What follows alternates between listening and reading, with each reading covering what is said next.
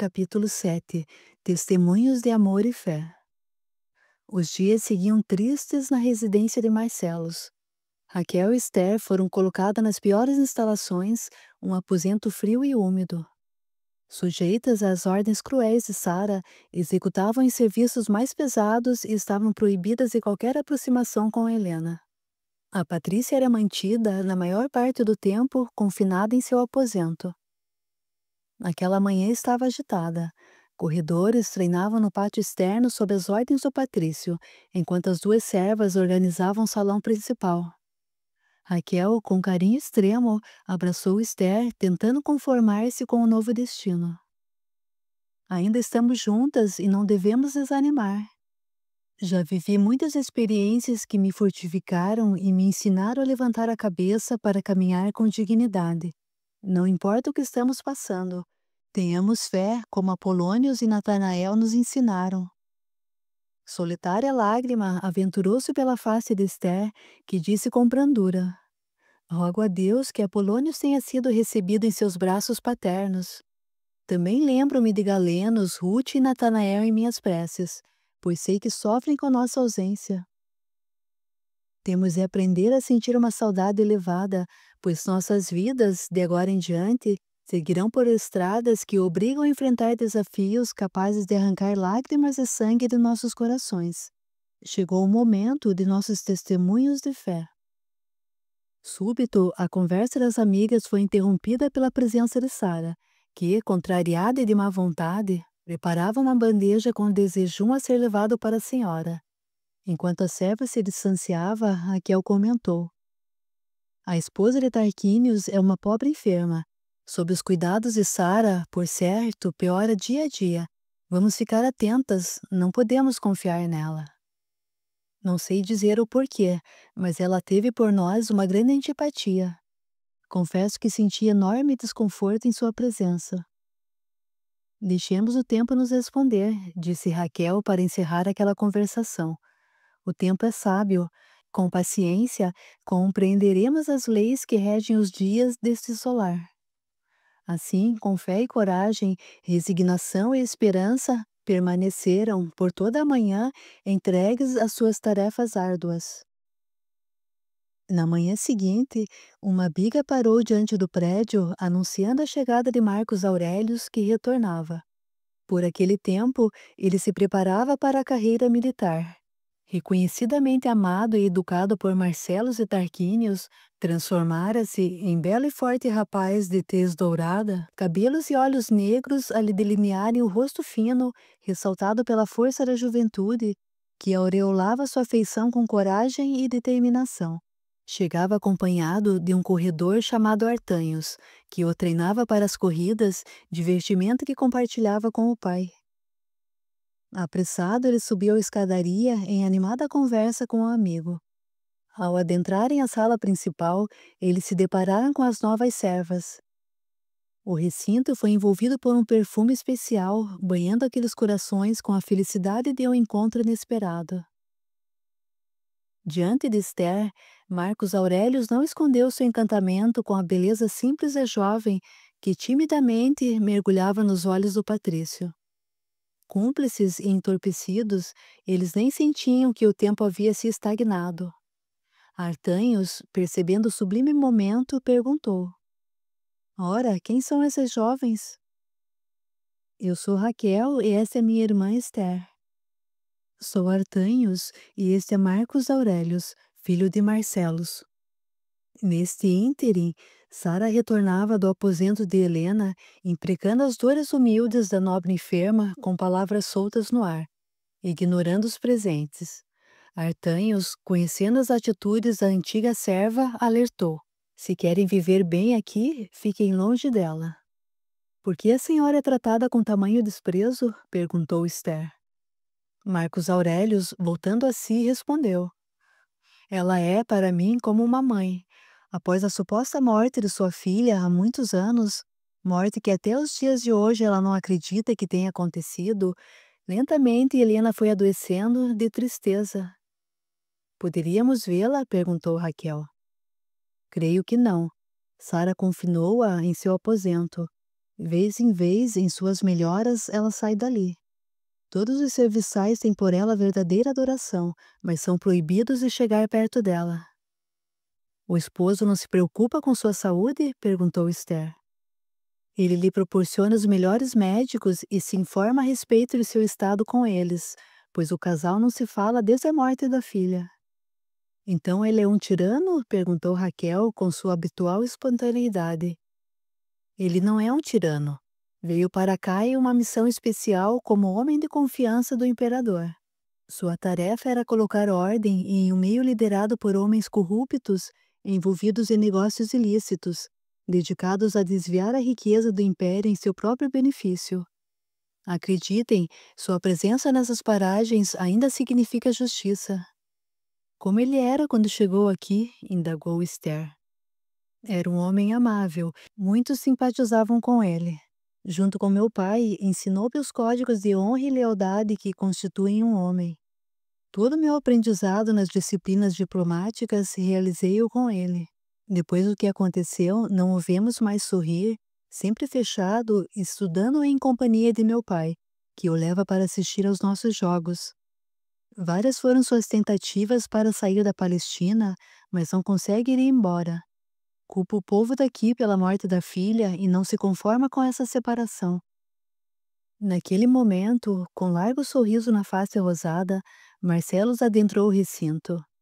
Ao ver o filho, saudou-o com visível felicidade. Ave, que os deuses mantenham tua força. Espero que estejas preparado para enfrentar siberianos. Retornei de viagem para essa difícil corrida. Sei que seremos ganhadores, afinal dediquei-me muito aos treinos. Raquel ainda trazia na lembrança a cena da morte de Apolônios. Silenciosamente atribuía aos patrícios a responsabilidade pela ocorrência tirânica que as levou ao cativeiro. Lutava contra o próprio coração, pois, desde que pousou seus olhos sobre Marcelos, ela passou a abrigar um sublime sentimento. Tentando disfarçar, procurou sair do recinto. "Onde vais, mulher?" disse ele, segurando-lhe o braço. "Minha presença te incomoda?" "Todo assassino inescrupuloso me incomoda." "Filho", disse com um sorriso discreto na face, "diante de nós está um animal sem doma, o mais audacioso que conheci." O rapaz sorriu, concordando com o pai. Raquel, livrando-se com rapidez, saiu sem dizer uma palavra. Esther, com medo de uma sentença, intercedeu. "Perdoe minha irmã. A morte de Apolônios, que era como um pai para nós, e a difícil separação de nossa família ainda marcam nossos corações." Marcelos, por instantes, permitia que a meiga voz de Esther tocasse sua alma. Mas, tentando romper com aquela estranha impressão, disse: "Minha jovem, como tua voz tem doçura e verdade, mas é melhor tentares domá-la, senão eu mesmo o farei."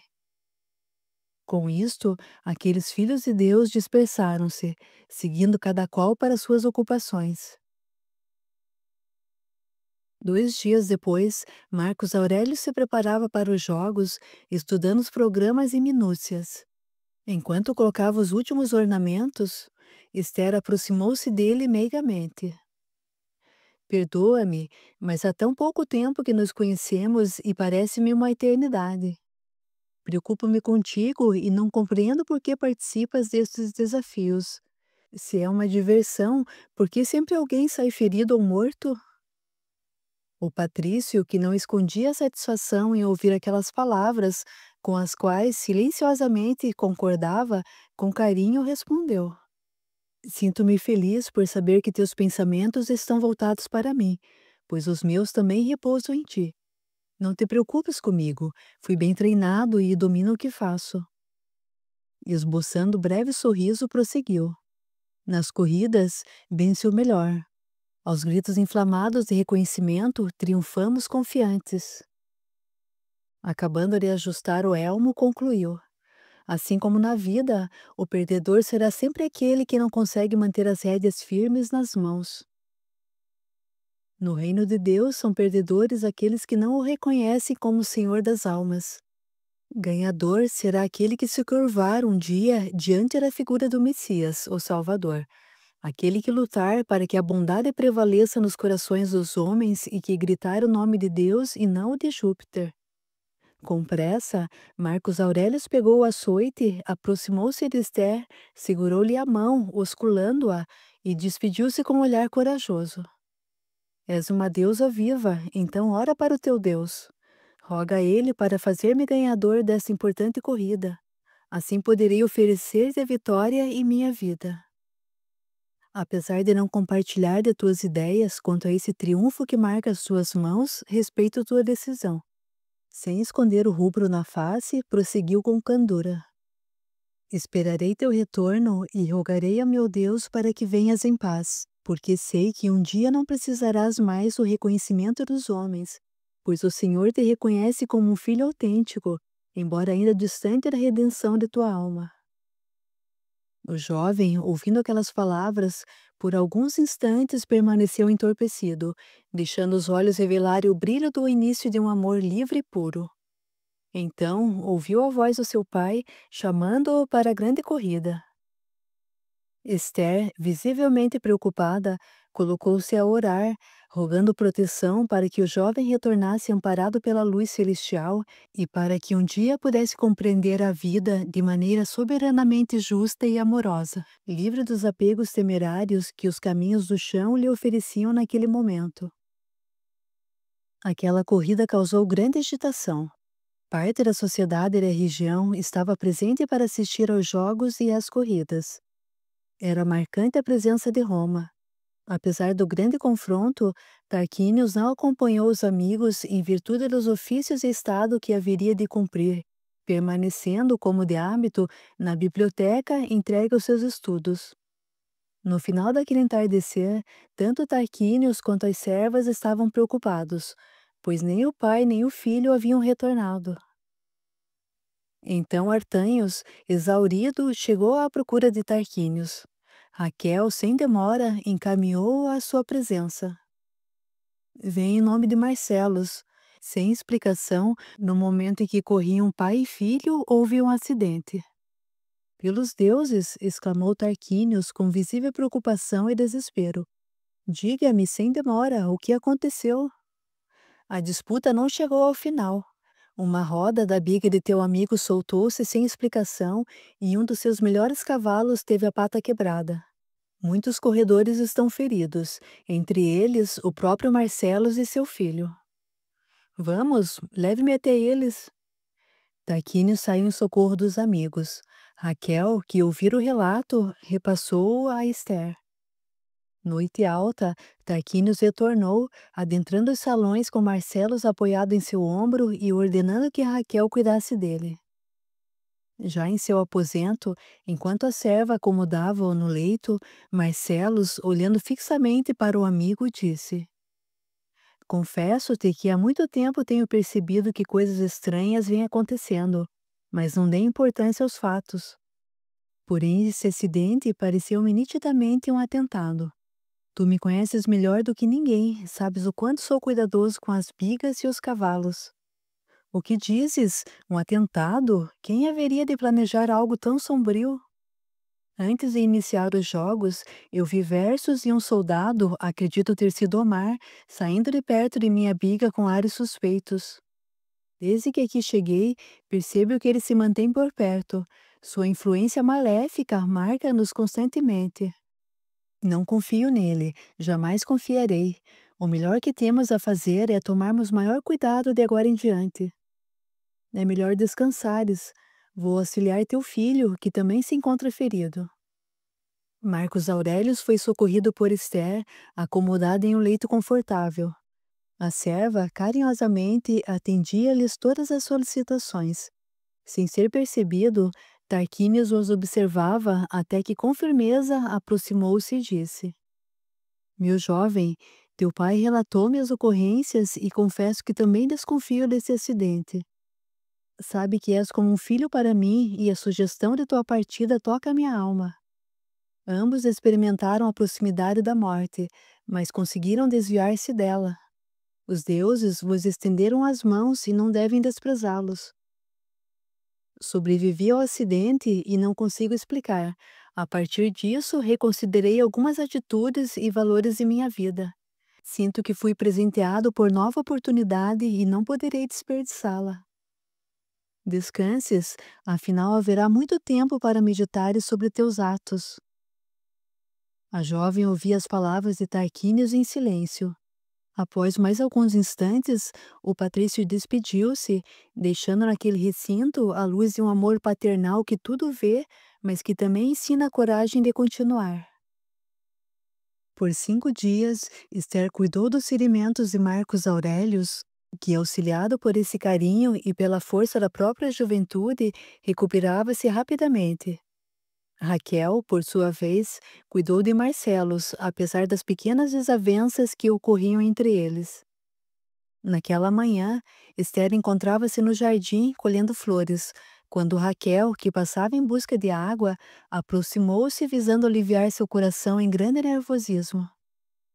Não compreendo o motivo de servir de ama seca para aquele homem.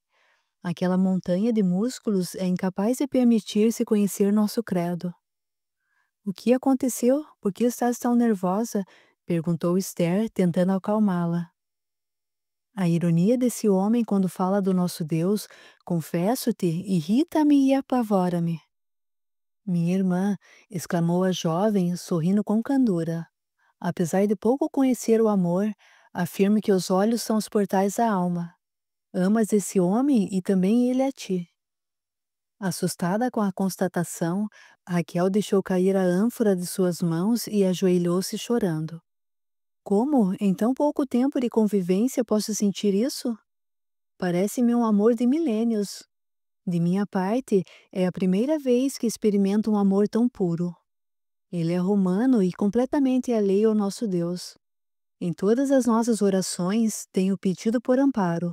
O coração desse homem é como pedra bruta necessitando de lapidação. Esquecesse do que aprendemos em nossa família com as sábias palavras de Apolônios e Natanael? Perguntou Esther, abraçando a irmã na tentativa de confortá-la.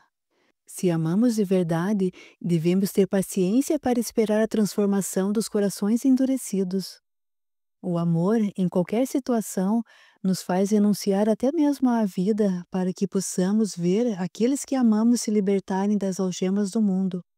Se assim agirmos, Deus não nos desamparará, pois somente dessa forma saberemos o que realmente é amar em seu nome.